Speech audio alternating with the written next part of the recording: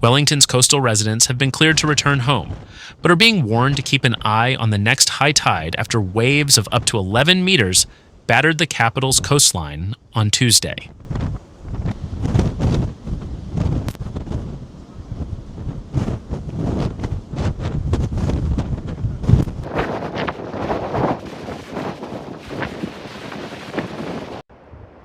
The high waves were accompanied by gusts of nearly 100 kilometers an hour, while over on the east coast, gusts of 137 kilometers an hour were recorded at Cape Turnagain.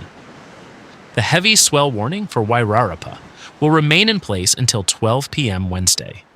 Waterfront properties across the Wellington south coast were told to evacuate before 9 a.m. this morning.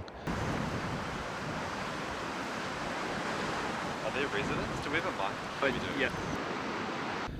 Wellington City Council has ended the local state of emergency for southern and eastern wards, and Mayor Andrew Little gave the all-clear for people to return Tuesday evening. But he warned locals there was still a risk between 9:45 p.m. and 1:45 a.m. Wednesday morning during the next high tide.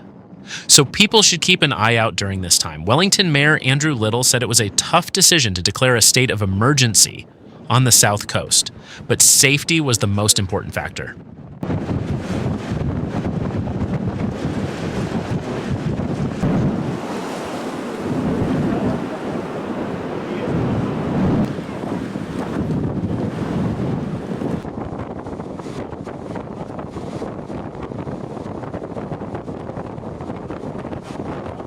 It is always a difficult call to make, because you don't want to get to that thing of cry wolf or be so precautionary that then nothing happens and people stop attaching significance to declarations of states of emergency, Little said. The state of emergency lifted about 5 p.m. However, some people living in Breaker Bay did not get the emergency Mobley alert sent out on Monday evening.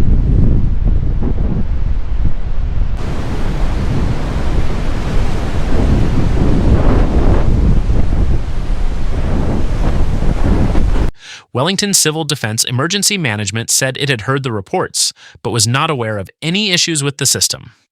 However, factors like the location of the EMA target area, movement of people, and network conditions can all affect when a device displays the alert, spokesperson Dan Neely said. He said the office would work with the National Emergency Management Agency, which administers the alert system, to understand what might have happened.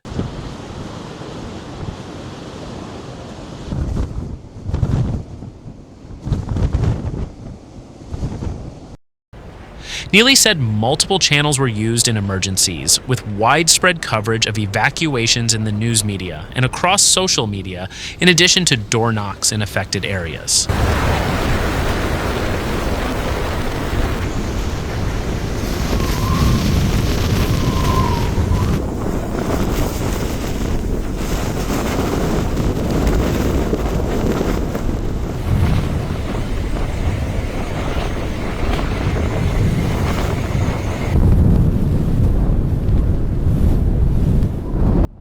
Meteorologist Sylvia Martino said it was certainly windy, even by Wellington standards, and gusts of nearly 100 kilometers drove the height of the waves. The swells that we have are largely driven by strong winds over the ocean from a long distance. So we get swell waves and wind waves combining. In this situation, the swell waves are so big that the wind waves are adding about an extra half a meter to a meter on top.